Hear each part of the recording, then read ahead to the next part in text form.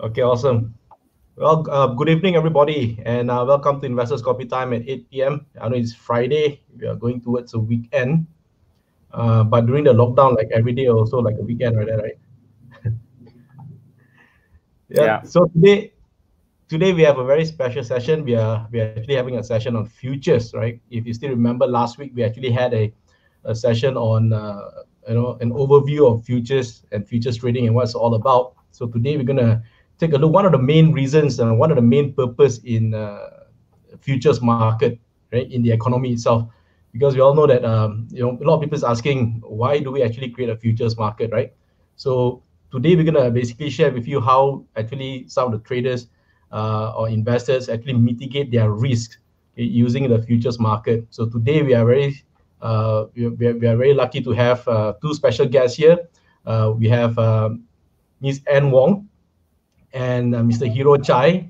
Okay, both of them are from CGS-CIMB Futures, all right, and they are participating organization from Bursa Malaysia Derivatives. All right, so we're gonna hear more from them. So today I'm just gonna chill and relax at the back and just take questions from you guys. So if you have any questions, just put in the comment section, and later, Anne and Hero can answer your questions. All right. So these guys are basically in the industry. So if you have any questions about the futures market, the derivatives market, you can ask them. All right. So before we start, as usual, we have our house rules. First thing first, whatever that we are discussing today is basically just for information purpose and for educational purposes. It is not an investment advice or whatsoever. If you want to look for investment advice, then you have to look from an investment advice from a licensed investment professional. All right. So we get this clear. Now, for more information, you can go to bursamarketplace.com. All right. I'll screen this again. I'll show this screen again. But for those who are still new, you can go to bursamarketplace.com. Okay, and then click on this button over here that looks like the valuation cap. All right, and click on Start Futures. Okay, and then you can get more information over there. All right. But of course, today you can get more information from these two guests as well. All right.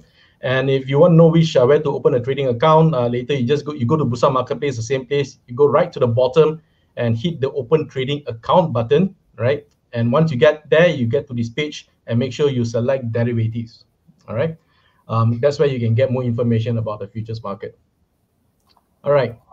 So are you ready, Anne, Hero? Yeah. Okay. Now, so we're gonna get Anne to basically share with you her presentation first. She's gonna go through with you very quickly on the futures market, and then how we can actually mitigate risk in using the KLCI index futures. All right. So imagine a scenario where you actually have a investment stock portfolio, and you think that the market is going to come down. And the question is, should I sell or should I just hold? All right. Because if you hold your position and the price comes down, then the value of your portfolio will come down. Okay? But the problem is, if you sell and the market keep on getting higher, then you probably have to buy those stocks at a higher price again. So one of the ways to do it is through futures trading, is to hedge through using the futures trading platform. So Anne is going to explain that in a short while. All right. So Anne, are you ready? Yep. Okay. It's all to you now. Okay.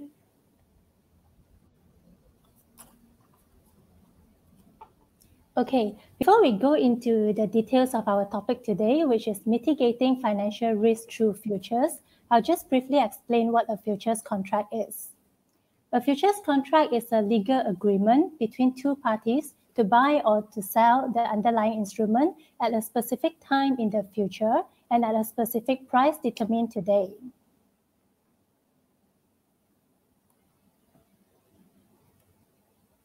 The specifications of futures contracts are identical for all participants.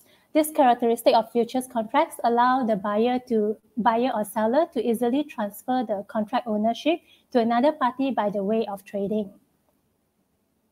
All futures transactions are facilitated through a futures exchange. As the exchange guarantees that the contract will be honored, the counterparty risk associated with the default of a buyer or seller is eliminated. This is also a reason that most futures contracts are very liquid, as it gives confidence to investors to trade in the futures market.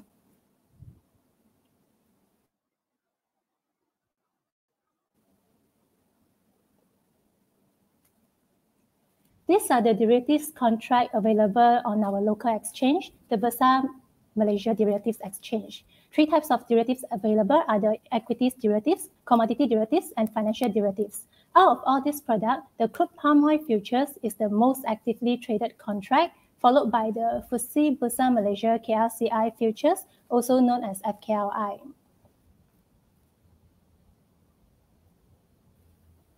Okay, so and of all of the products that are available, the one that has most liquid is basically CPO or crude palm oil futures and the FBM KLCI futures, right? Yes. Okay.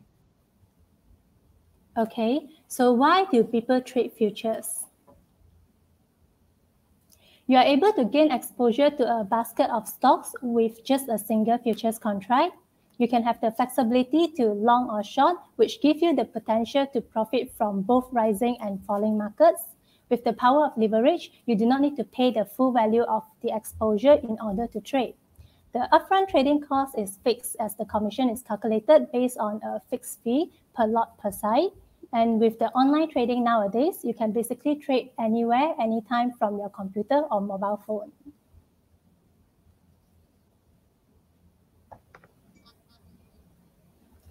Here are some of the important contract specifications of FKLI. The underlying instrument is the FTSE Bursa Malaysia Kuala Lumpur Composite Index, which comprises of the largest 30 companies by full market capitalization on Bursa Malaysia's main board. The contract size is the FBM KLCI value multiplied by 50 ringgit. Minimum price fluctuations is half a point, value at 25 ringgit. So the value for every point is 50 ringgit. The contract months available are the spot month, the next month, and the next 2 calendar quarterly months. So for right now, the spot month, which is the most actively traded month, is the May contract. The next month would be June contract, and the next 2 quarterly months are the September and December contracts. Trading hours for FKLI is from 8:45 a.m. to 12:45 p.m. and the second session is from 2:30 p.m. to 5:15 p.m. All futures contracts have an expiry date. The final trading day for FKLI is the last business day of the contract month. So for right now, the spot month is May contract. The last trading day for May contract falls on Friday, the 29th of May, as the 30th and 31st of May falls on weekend, which are non-business days. There are 2 types of settlement method for all futures contract, which is the cash settlement or the physical settlement. For FKLI, it is cash settled based on the final settlement value on the last trading day. FCPO would be on physical settlement, and Hero would explain more on FCPO later on. Okay, guys. So if you've forgotten, we actually had a session, last week to talk about the expiry as well. Right? We actually give you an example. So if you missed that session, you can go back and look at the recording last week. Right? It's a topic of introduction to futures. So you can actually look at the video presentation again. It was recorded. Right? So in case if you do not know what the N is mentioning, because there's too much information that is packed right now. Right? For example, like even cash settlement and physical settlement. I think we've also explained this last week. Right? So maybe later our Hero will also explain to you, because there's one question that always comes up. What happens if I've forgotten and I keep on holding until it expires? So I think that one Hero can mention now. Okay, so Anne, you can go on. Okay. Okay, so futures contracts are one of the most common derivatives being used to hedge risk. Investors use futures contracts to offset market risk exposure and limit themselves from temporary volatility. There are 2 types of hedging, which is the anticipatory hedging and the portfolio hedging. Example of anticipatory hedging is such as taking a futures position as a substitute for a later transaction in the share market. And for portfolio hedging is such as taking a futures position that is opposite to the existing position in the share market. So in this example, Benny expects to receive funds of 300,000 ringgit in September 2020, of which he will use to buy additional shares to his existing portfolio of FBM-KLCI 30 components.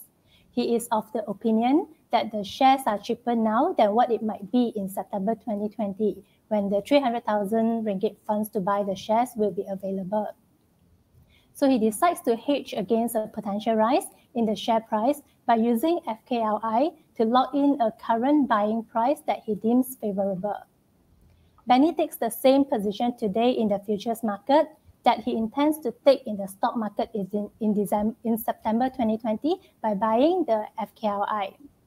So the September 2020 contract is chosen because it coincides with the timing of the anticipated stock transaction, which he will enter into when the funds are available. Assuming the September 2020 contract is trading at 1360, the number of contracts required to do this hedge would be the amount to be hedged divided by the contract value. Contract value is 50 ringgit multiplied by 1360, which is 68,000 in this case. So 300,000 divided by 68,000, you get 4.41 contracts.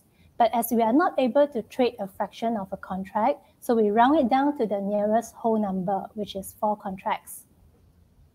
So Benny buys 4 contracts of September 2020 FKLI at the price of 1360.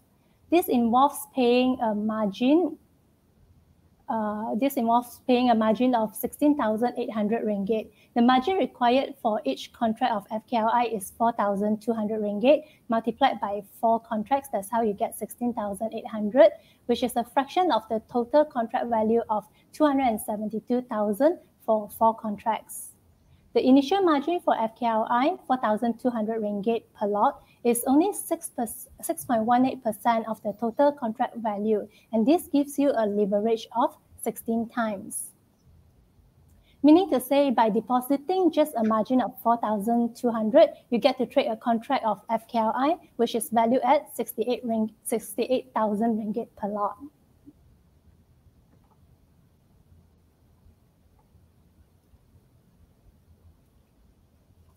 Assuming that the market prices increase throughout the following months, and Benny holds the futures position until expiry on the last trading day of September 2020, by which the FBM-KLCI has risen 8%. On the last trading day of September 2020, the 4 contracts of FKLI are cash settled based on the final settlement price of 1468.5, assuming it is in line with the 8% rise in the share market.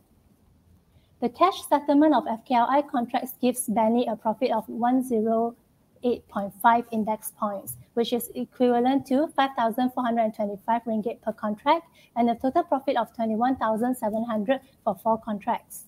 So this profit in the futures market reduces the acquisition cost of shares, which prices have moved up in September when Benny buys the actual share. So let's say if the share market prices had fallen rather than risen, Benny will have a total loss of 21,700 in his futures portfolio, assuming that the share market has declined by 8%. So in this case, the futures losses would be offset by the lower prices in the share market.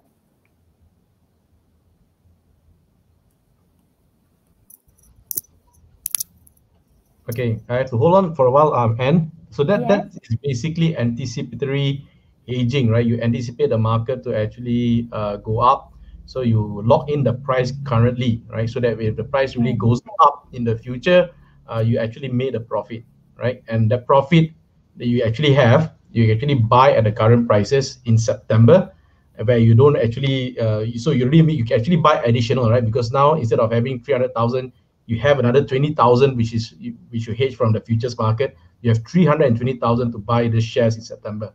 Okay, and the good thing is if the market comes down, all right, you're going to lose 21,000 in your portfolio, in your futures trading, right? But in September, because the market come down, you actually have you can actually buy the same value again in September because the price has actually come down, right? So both ways, what we're trying to do here is actually to lock in the current price, right? And if the market goes both ways, you don't really lose, right? It's like you win one and you lose the other one, right? And so you basically offset. So offset means you're basically making from the futures market, offset in the physical market, which is the share if you're buying shares. All right.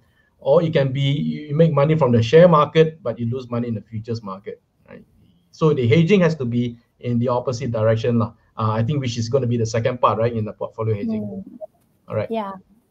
Okay. So for this portfolio hedging, this would answer the questions that Benny had earlier. What happens if you have a long-term investment portfolio of stocks and you think that the market is falling, but you do not want to sell your shares? So what can you do about it?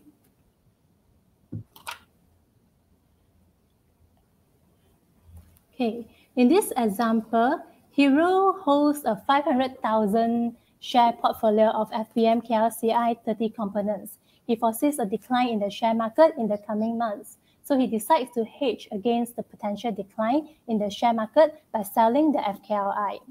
Hero trades September 2020 contract because it coincides with the timing of the anticipated decline in the share market that he foresees. Assuming the September 2020 contract is trading at 1360, the number of contracts required for this hedge would be the amount to be hedged divided by the contract value. Contract value is at 68,000. 500,000 divided by 68,000, you get 7.35 contracts, which is 7 contracts. So Hero sells 7 contracts of September 2020 𝐹𝒂𝒊𝒕𝒚 at the price of 1360. Assuming that the market falls as expected by the end of September 2020, and Hero holds the futures position until the expiry on the last trading day of September 2020, by which the 𝐹𝒂𝒂𝒊𝒕𝒚 has declined by 3%. On the last trading day of September 2020, the 7 contracts of 𝐹𝒂𝒊𝒕𝒚 are cash settled based on the final settlement price of 1319, assuming it is in line with the 3% decline in the share market. The cash settlement of these 𝐹𝒂𝒊𝒕𝒚 contracts gives Hero a profit of 41 index points, which is equivalent to 2,050 ringgit per contract, and a total profit of 14,750 for 7 contracts. So the depreciation in the stock portfolio value of 15,000 ringgit, which is 3% of the 500,000 ringgit portfolio, is compensated by the profit from the futures market of 14,750 ringgit, and the net loss will only be 250 ringgit. So imagine if Hero did not do any hedging while the market falls. The total decline in the value of his stock portfolio would have been a total of 15,000 ringgit. So these are how we can hedge our stock portfolio by using futures in times of uncertainties. All right, so guys, if you have any questions, you can type it in the comment section before we move on to Hero. Any questions for for what Anne has presented, right? Whether in the portfolio hedging or in the anticipatory hedging, a mouthful. Okay. Now there's actually some questions here. Okay, here is from William is asking, can normally traders prefer to trade current month, which is you're right, because the current month or the spot month is the most active month for 𝐹𝒂𝒊𝒕𝒚, right? 𝐹𝒂𝒊𝒕𝒚 is the 𝐹VM-KLCI index futures, right? Yes, that's the most liquid one. But here we are talking about hedging and for a little bit longer term, right? So instead of buying the contract because the May contract is going to expire, right? You can actually buy the September contract. Now, although the September contract volume is a little bit low, but again, because you're hedging, then your purpose is not basically trading for the short term, right? You're actually hedging against your position. So the strategy here is a little bit different, right? Yeah, but if let's say you would like to do the spot month contract, the May contract, you can also do so, but before the expiry, you need to roll over your position to the following month. Yeah, so roll over means you exit your position in the current month and then you buy the next month's contract, right? Yep. Okay. There's a question here. Does Bursa has? I mean, he didn't ask whether Bursa has or not. He just basically said no, there's no crude oil futures. Okay. So crude oil is basically traded in US, right? Mostly I mean, in Bursa Malaysia, we don't have a crude oil futures contract. But some of the brokers, I think like CGS-CIMB, you do provide a product where you can actually buy and sell crude oil futures contract, right? Yeah, the trading in specified exchanges, the foreign futures is also available. Okay, another question from KC Lee. Any chart tools to help to check the FKLI? Is a good hedge for the stock that we want to hedge. Chart tools there are a few charting tools available. If you want to get a free one, you can actually go to investing.com. But investing.com actually has a 15 minutes delay. It's free, right? And if you want to get a real-time one, I think if you open an account with a futures broker, they probably give you some live charts in there. For example, like in CGS-CIMB, if they have an account with you guys, do they have a chart that they can look at? Yes, we do. There's this trading platform that we will enable it to our clients, and they will be able to look at the real-time chart. Okay. All right. Now, one question here from Stephen Patrick. So if I want to hedge for the rest of the years, so this is, I think, want to hedge for the rest of the years, we need to keep selling the KLCI every month. Is it correct? That depends on which contract that you go into. Let's say if you go into a December contract, and the December FKLI contract only expires end of December, so you can hold the position all the way until December. Then you do not need to sell the futures contract. But if you are like William just now, who prefer to trade the spot month contract, which is more liquid, then you can trade the spot month and roll over at the end of every month. Okay. William is asking again, what's the ideal strategy to profit from intraday trading? Do you guys want to go ahead? Because you guys are like Hero, for example, you've been in the industry for so long, right? I mean, you met many different kind of traders. The question is always like, can really traders profit from intraday trading? Have you seen, full-time traders who actually make a living or earn a living through day trading? Yes, there are different traders with different strategies, and some of them they do day trading strategy, some they do positions. So they depends. Some of them they probably do it in day. They will enter in the morning, get out in the afternoons. Some they just earn 1 or 2 pips and then get out. So it depends on the market volatility. Yeah, in fact, there are different kind of traders in our companies. We do have professional traders. They are registered with Bursa Malaysia. The actual terms is called local participants. So if you are interested, you can talk to Bursa Malaysia, actually. So it really depends. If you want to learn how, we can do another sessions in exactly how the local traders are doing. Okay, but is there any good trading strategy or for intraday? That's what he's asking. Well, I think, because I've been trading in futures market as well. When I started, I do a lot of intraday futures trading, but I don't do that much anymore, right? I do more position, right? Holding position maybe days and weeks. But yeah, I mean, it's a skill that you have to develop. There are many, like Hero said, there are many different kind of traders, and they have different kind of strategies to trade the futures market intraday, right? And the worst thing is there are a lot of people who actually, I give an example in the previous week as well, right, where people will just bet the futures market to go, whether it's going to go up or go down. If they feel that the market is going to go up, they just buy up, right, or long. And if they think that the market is going to come down, they buy short, right? But that's purely based on instinct, right, or maybe some tool that they're using. But it requires a lot of tools. But of course, for example, if you do intraday trading, because price is so leading, right, and it's fast, it's you can't use a lot of data outside to get actually information to do intraday trading, because it's going to be too slow. So one of the best ways to actually trade intraday is by looking at price charts, all right? Because that's where you do your chart analysis, and that's where you look at the momentum in prices and so on, and then you get different kind of strategies when you buy low, sell high, or buy high, sell high, this kind of stuff. So charting tool is, I think, one of the most important tools that you actually use for futures trading, right? Hero, have you seen anyone who have traded futures intraday that doesn't use a chart? They do use charts. Everyone use charts nowadays because it gives you more live kind of sense. So some they would do spread, that is a bit more complicated. It's the differences between one contract, for example, between May and June, the differences, they trade the differences, they earn 1 or 2 points, then they get out. So the charts really, to them, is really useful. Although there is no charts for spreads per se, but they looking at, they would alert to the price differences, and then again get in, get out. In fact, in our trading system, there are spread prices that is available.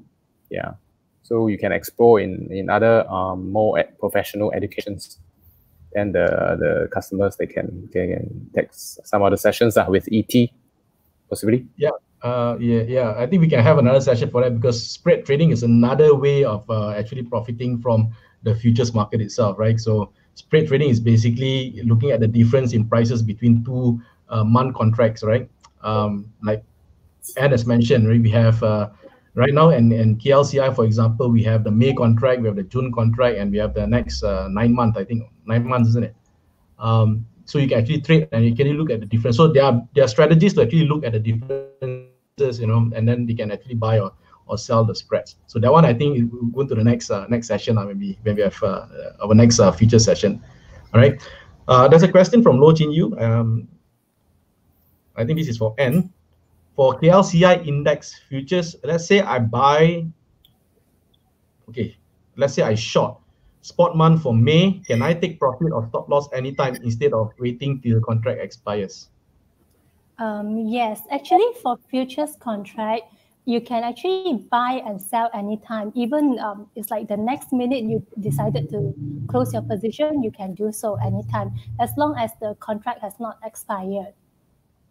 All right. So yeah, it's like it's like buying and selling a stock in the stock exchange, like the same thing, right? So you can actually trade those contracts as long as it's not expired, right? Okay, the second question from DT Quay. Let's say there is a national event that definitely makes the KLCI fall. Is there an overshort kind of situation? If yes, in this case, how will those people who short get the profits? And futures is like a balanced end game. I'm not sure whether I understand the question also or not. DT, maybe you can be a little bit more specific.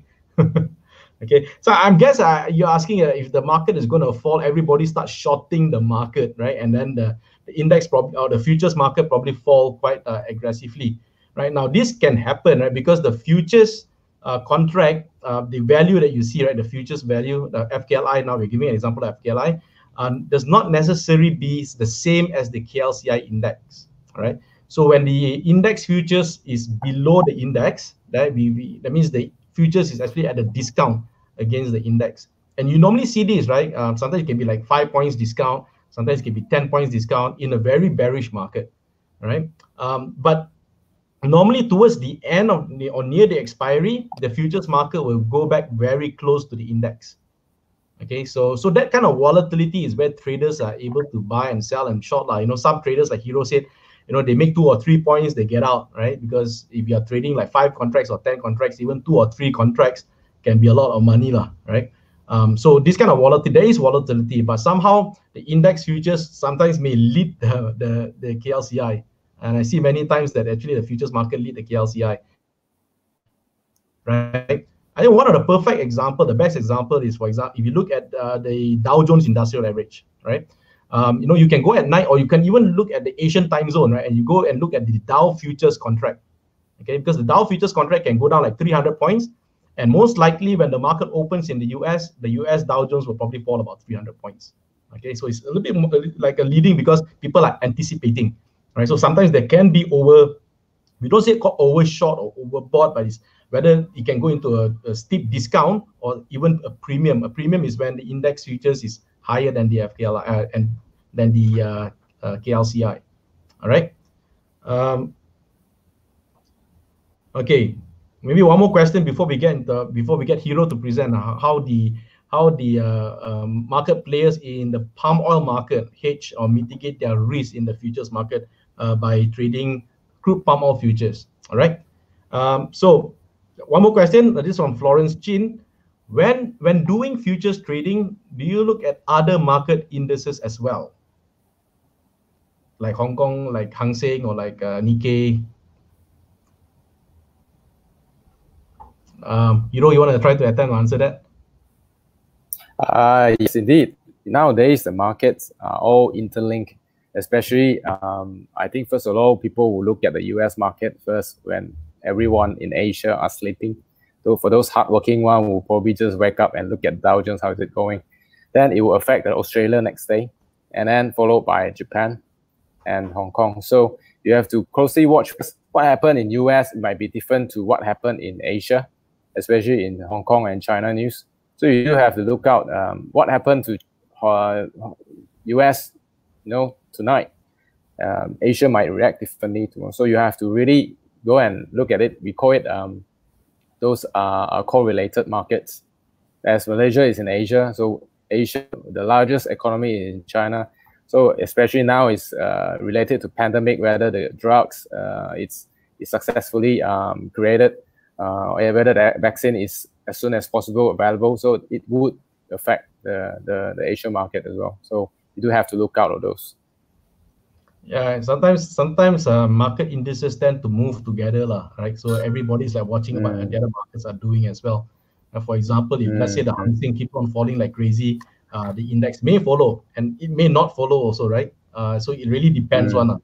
Okay, it's not necessary that you actually follow the market, and especially Malaysian market, because for the past few years, they don't really follow the rest of the global markets.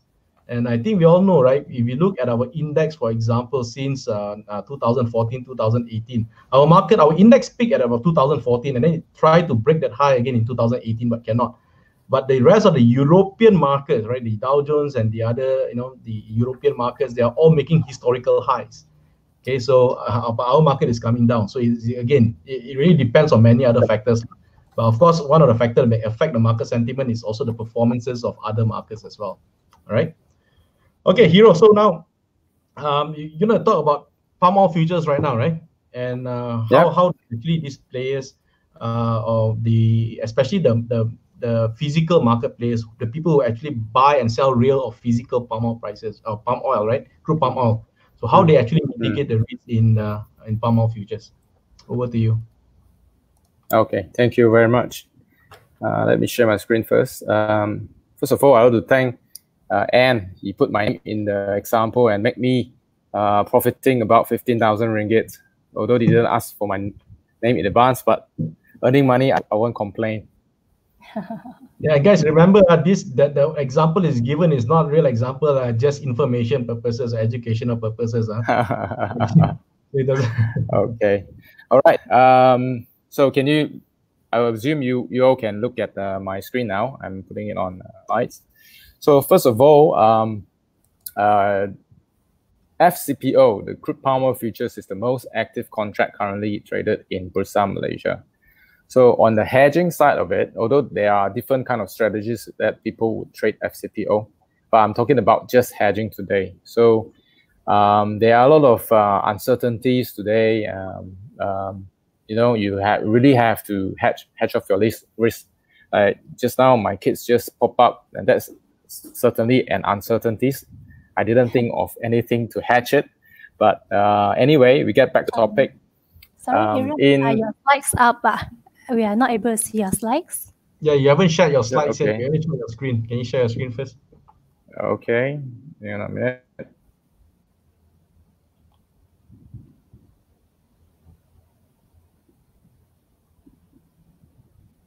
Okay, sharing.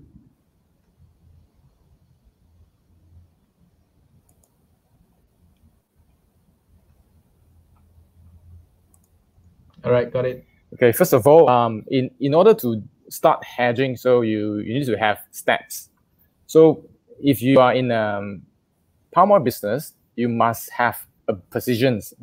For example, you have a certain metric ton of CPO in storage, or you are anticipating that you're gonna buy a certain amount of shipments of palm oil from the miller to refinery. Those kind of positions.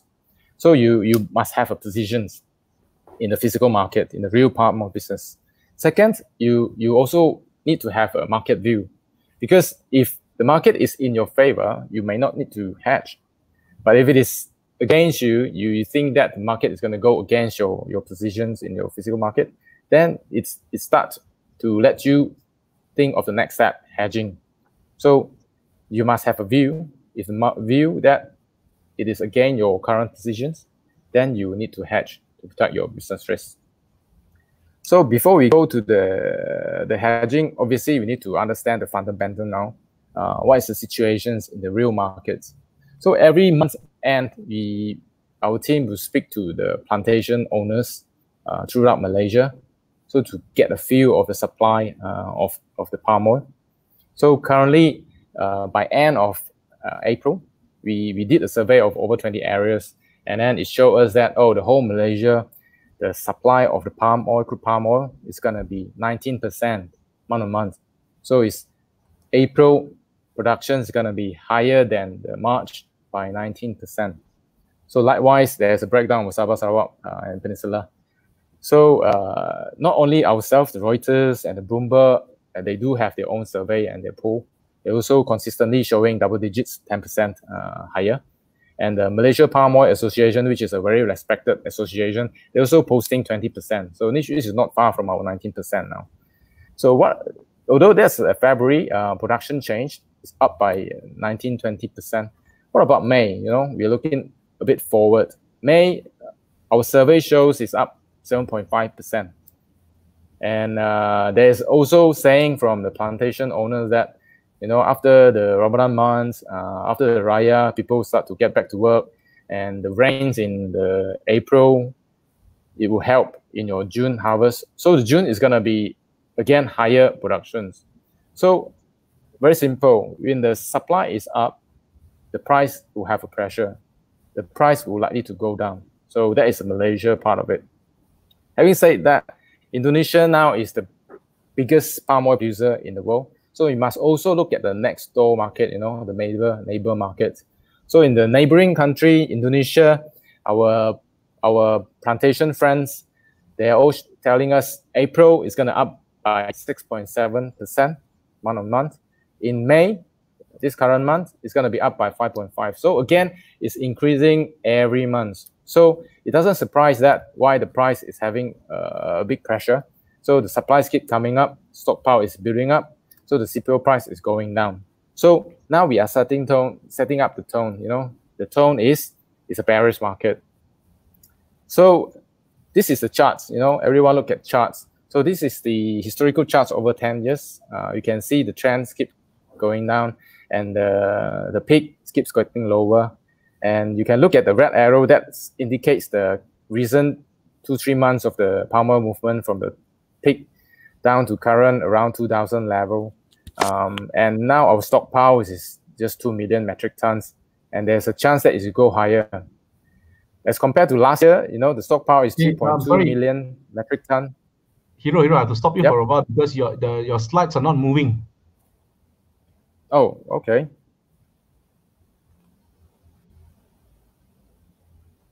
Can you see the chart now? No, I think you need to click on the enable editing first. Enable editing. Yeah, because it's not changing. You are on a slide mode or what? Yeah, on a slide mode. Yeah, okay, I think you have to get up on a slide mode because I think the slide mode goes to another screen. That's why it's not showing here. Okay. Okay, what about now? Can you see? Yeah. Okay. Yes. So this is the price test. So I'll repeat it again. So this is the charts that most people will look at it, but this is a bit of a longer horizons. So this is a 10 years horizon. So the peak is getting lower and lower, from 4,000 ringgit per metric ton. That is, way 10 years ago. Now the peak that we recently see is 2,900, 2,800. But now what we are worrying is the supply is going up, the stockpile is going up, and our stockpile still relatively low at 2 million metric tons, but our price is already, at 1,900, 2,000. Is largely because of the crude oil price, which is at almost historical.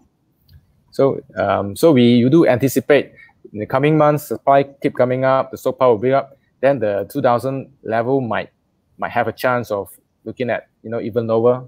Would it Would it go down to as low as 1,500?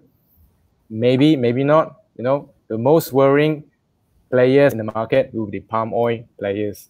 You know, those plantation owners, the millers, and the refineries. So let's look at the next slides. See how plantation owners would hedge. So there are different scenarios. You know, scenario one. Let's say scenario one. There's a palm oil plantation, 𝐀 𝐌𝐚𝐫𝒂𝒓𝒊𝒕𝒚. You know, they have a plantation. They harvest 5,000 metric ton of fresh fruit bunch, basically palm oil fruits per month. So I must give you a bit of education that, you know, every 5 ton of fruits would produce 1 metric ton of crude palm oil. So it's a ratio of 5 to 1. So this plantation owner selling the fruits to the palm oil mill, and then the palm oil will produce 1,000 metric ton of CPO. So let's say, in order to do hedging, you have 2 books basically. On the left-hand side, the blue columns, that's a physical market. That's where that's the positions that they have in the plantations. On the right-hand side is the futures book. So in this scenario one, we assume this plantation owner doesn't hedge at all. So see what would happen. So currently, on 8th of May, the CPO spot price, the physical spot price we're talking about, let's say about 2,000 ringgit per metric ton. And the fresh fruit bunch is about one-fifth of it, so it's 400 ringgit per metric ton. So these plantation owners is worrying about the price continue to drop. But he doesn't do anything. He doesn't do hedging at all. So after a month or so, let's say on 15th of June 2020, the CPO price dropped 20% because of some negative news, some bearish factors. It dropped 20% down to 1,600. So we're talking about 2,000 ringgit per metric ton down to 1,600 per metric ton. So the FFB price, because it's correlated, so the fruit price also has dropped 20% down to 320 ringgit per metric ton. So the total loss is making, you know, from 400 ringgit per metric ton of fruits down to 320 ringgit per ton of fruits. And you multiply by 5,000 metric tons. So these plantation owners is losing 400,000 ringgit. It's about 500,000. You know, it's really jalat. So if plantation owners they have a bearish view and yet they do no hedging at all, so this could be the result of the business. So let's look at the next scenario. The next scenario 2, it's a palm oil mill, a bit downstream. You know, from plantation owner, you moving down to palm oil mill. So this palm oil mill is different. They do hedging. So this palm oil mill name is called 𝐀 𝐌𝐚𝐫𝒂𝒓𝒊𝒕𝒚. So this palm oil mill bought and keep 1,000 metric ton of CPO at their storage. They maybe use this as a working capital. You know, palm oil mill must have a storage to continue doing business. You know, they buy and sell and buy and sell. So in this situation, for example, we look at the left-hand side of the column. In the physical market, the actual business that they're doing on 8th of May today, the spot CPO spot price is again 2,000 ringgit per metric ton, and he's keeping it. So that means naturally he's holding a buy positions. So he's worrying about the price to continue to drop until June, and then he start hedging. So once you want to start hedging, on the right-hand side of the book, the futures book, you will start to sell. You must do opposite transactions. So one futures contract is 1 lot. 1 lot is equivalent to 25 metric ton.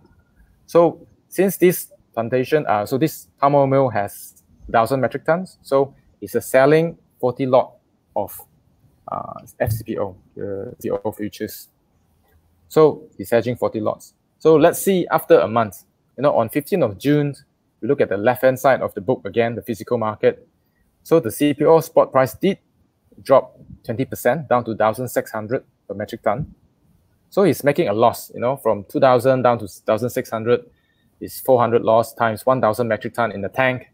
So this palm oil mill in the real business, in the physical market, is losing 400,000 ringgit, 500,000.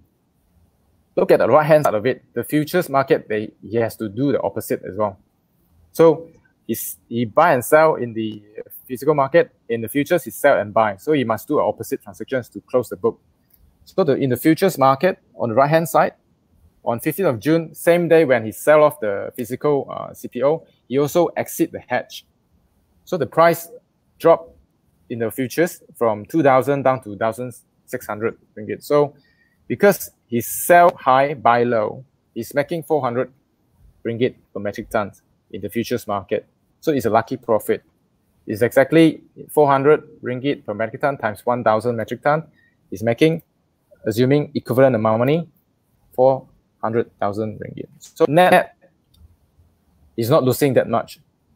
Is equivalent to not losing, rather than no hedging compared to scenario 1. No hedging, you lose 400,000. But with hedging, you're basically making no loss, even though the market has dropped 20%. So that's scenario 2. So let's move on to the last scenario. Scenario 3. So this is a further downstream business, palm oil refinery. Palm oil refinery, normally they buy from palm oil mill, and then they process it into palm oil, and then they just earn a thin profit margin of 3%. Many people may not know, actually, the processing businesses in palm oil, they earn very thin profit. So this kind of business, refinery, they don't like volatility in the market. They don't take positions. They don't want to speculate because their profit margin is so thin. So they just hope that they can hedge the market, and then they just patiently earning 3% profit margins, every year. So let's look at how do they hedge. Let's look at the left-hand side of it, the physical market. Let's say today, 15th of May 2020, the CPO price is 1,600 per metric ton. So the palm oil is a correlated market. The palm oil price is almost equivalent the same, but a little bit higher because it's a processed palm oil. It's called palm oil, readily edible. So it's 1,650. And then this refinery worry about the price will continue dropping, so he will hedge. So he's buying the CPO. On the right-hand side, the futures book, they have to do the opposite selling. So he's selling 1,000 metric tons. He's buying 1,000 metric tons of CPO, process it into oil. So he must hedge using 1,000 metric ton in futures as well. So he's selling 40 lots in the futures market. So the position is hedged. Let's see what happened after a week or two, 2 weeks. So we move back to the left-hand side of the physical market book at the bottom. After 2 weeks, 1st of June 2020, the palm oil spot price rebounded, which is very different to the previous scenario 1 and scenario 2. The spot price rebounded 20%.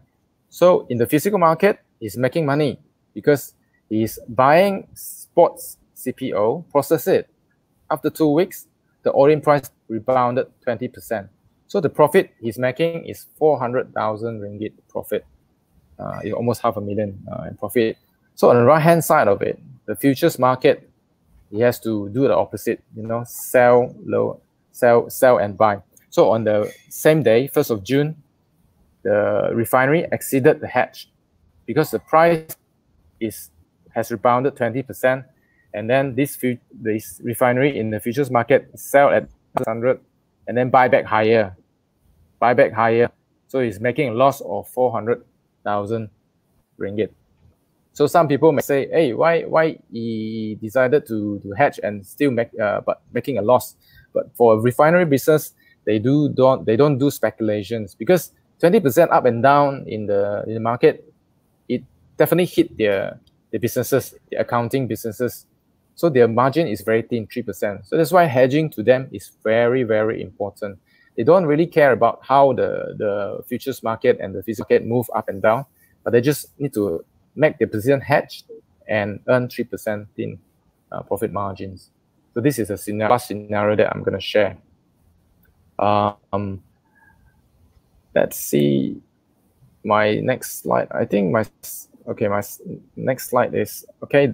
There's a reminder on hedging. When you do hedging, there's a reminder I want to share with you. First, hedging is basically to protect your business against unpredicted market volatility. It's basically to protect your business. And second, hedging is not always profitable. Like how we see it, the scenario 2 is profitable. The scenario 3 is not profitable, it's making a loss. So hedging doesn't give you a definite profit, but it's good to protect your business. Depends on the nature of your business. The third, final one, do not hedge and unhedge too often, because some business owners, they may see the market is against them, they start hedging and then unhedge again, and then see the market against them again, they hedge and unhedge. So at the end, they become speculations. So it defeats the purpose of hedging right at the beginning. So this is a very simple reminder that I'm sharing with you all here. All right. Okay. Back to you. Back to you. So if any questions for Hero, you can ask a Hero, question. I know what 𝐬𝐿𝐿𝐿𝐿 means, but I don't know what 𝐀 and 𝐵𝒊𝒃 means. That one I may need to ask Danny. I'm not a Hokkien, so maybe. 𝐀 is like also. 𝐀 is like more powerful. So scenario 2, the palm mill owner, he's more 𝐀, so he's hedging his money. Okay, guys, just now we just had a poll, right? Asking whether how many people actually have a futures trading account. So we have only 17% who actually have a futures trading account, right? And 17% and 83% doesn't have a futures trading account. All right. So yeah, this will be a series of a futures live session, because I know today the topic is about hedging, right? It's basically to let you know why the futures market is there in the first place, right? And of course, for hedging purposes, you need to actually have a position of holding a physical asset. For example, like palm oil, maybe you are a producer, or maybe you are a buyer or you're a trader, you have position in palm oil, real physical palm oil, and then you hedge it in the futures market to protect your risk, right? So when you do hedging, right, it's not about making profits, right? Hedging is basically to protect your capital or your asset, right? So whether the market goes up or it goes down, your price is fixed. So like Hero give an example, which was 𝐵𝒊𝒃, right? Which doesn't like volatility. So as long as the price is fixed, he's happy, he can make his margin. That's what he wanted, right? Because here there's a question from YouTube. I think this one is probably for Anne, or maybe Hero, you can answer this as well. If I buy a stock with the intention of making profit, and of course people buy stocks because they want to make profits, right? What's the point of shorting futures? So that it will break even? I might as well sell the stocks if I foresee that the market will drop. Okay, so that for this question, for this question, you want to answer? This hedging purpose is only for a short term, for whereby there is uncertainties and you do not want to sell the shares, so you can use the futures to hedge your position. Yeah, but for this futures contract, the value of futures contract, let's say one lot is at 68,000 ringgit. So in order for you to do a hedging, you also will need to have a stock portfolio at the value of 68,000. So if let's say you do not have a 68,000 value of stock, and if it is a smaller value, then you might consider to sell first and stay aside. Yeah. So this is for those people who do not want to sell their stock and they do not want to take the risk of the price fluctuations during a short-term period. So that's when they can go into futures to do the hedging. Yeah, I think this will work well for investors who are depending on dividends, right? You may buy dividend-paying stocks, because if you sell the stocks and then if you're going to get dividend, maybe if you already sell, then you cannot get dividends, right? And so basically you are trying to hedge in the futures market so that your capital is basically being protected without selling it. Although the market comes down, you do loss in value in your shares, right? In your portfolio of shares, but you make the profit back in the futures market.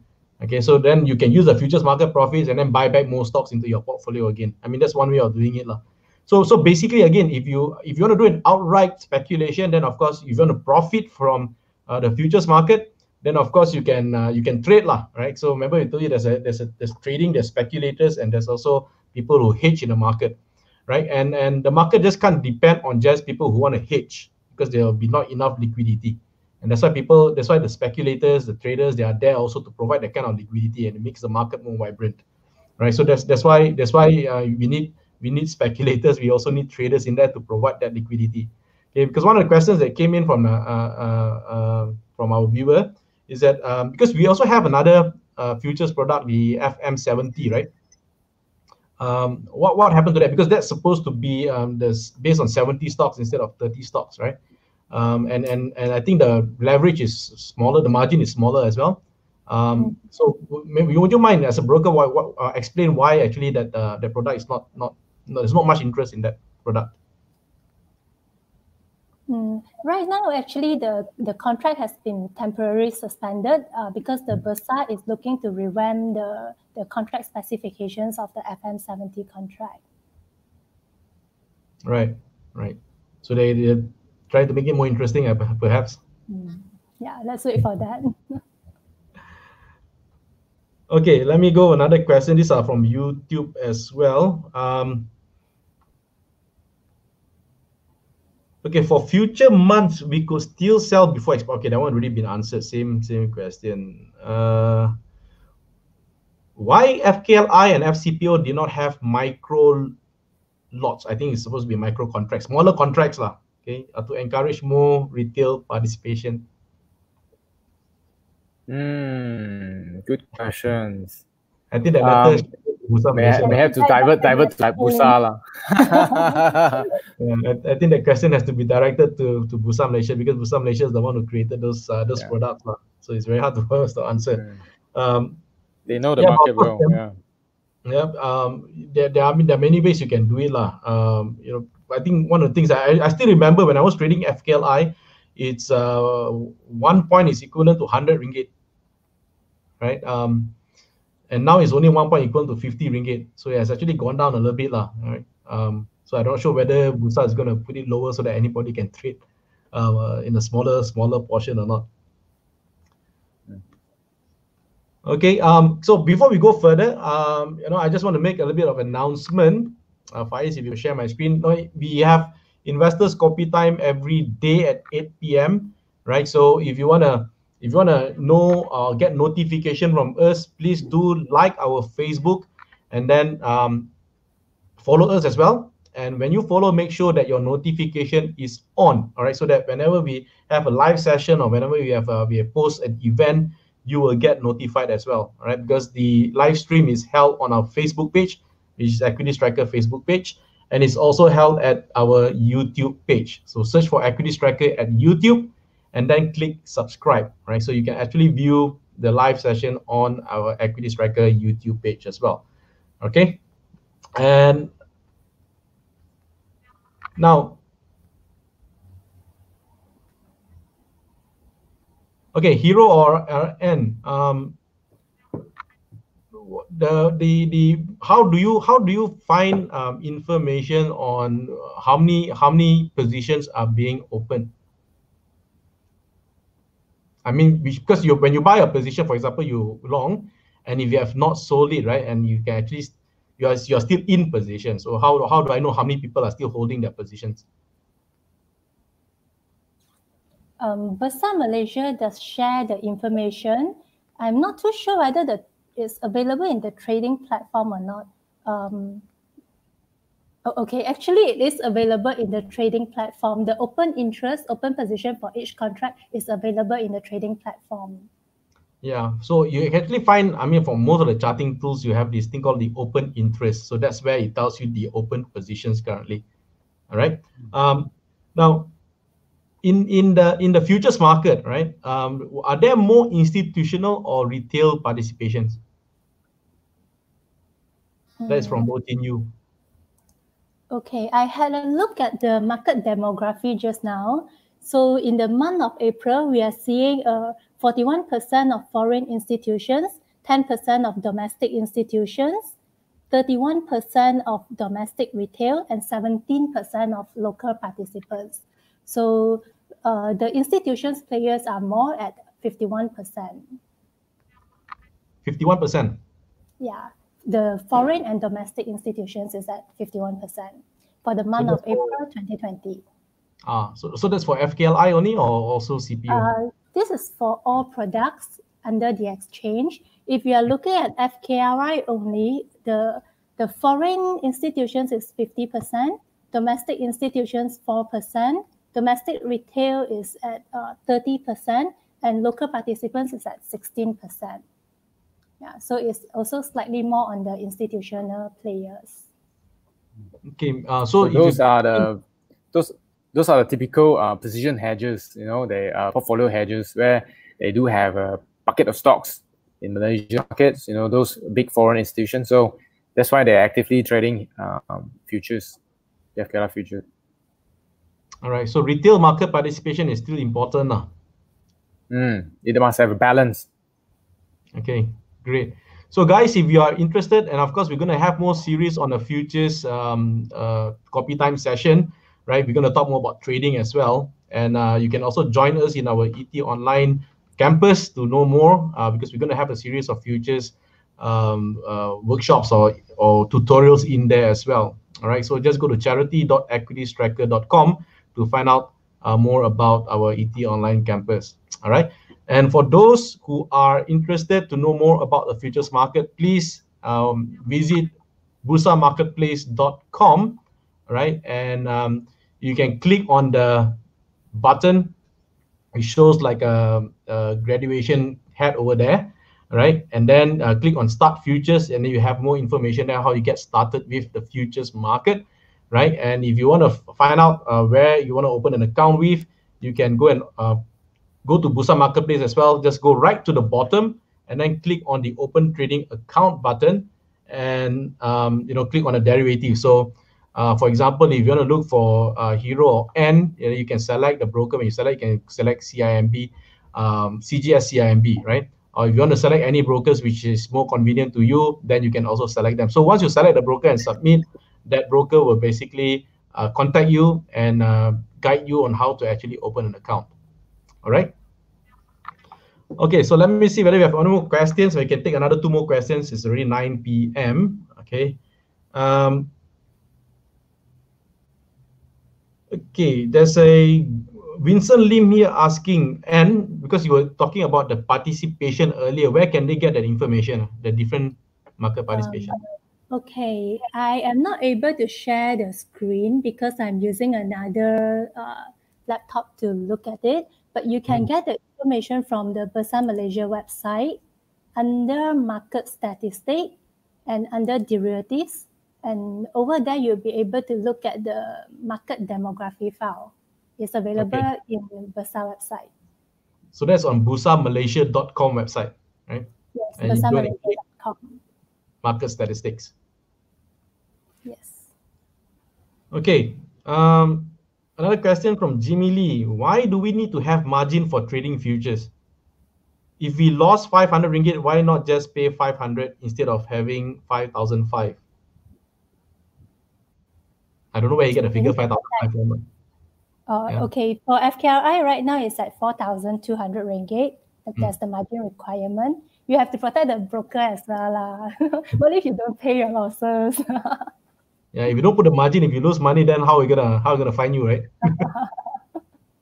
Yeah. So the margin, like I said, if you put a 4,200 ringgit margin, you can actually trade an equivalent value of stocks or KLCI stocks worth 68,000 ringgit, right? So you get about 16 times leverage, right?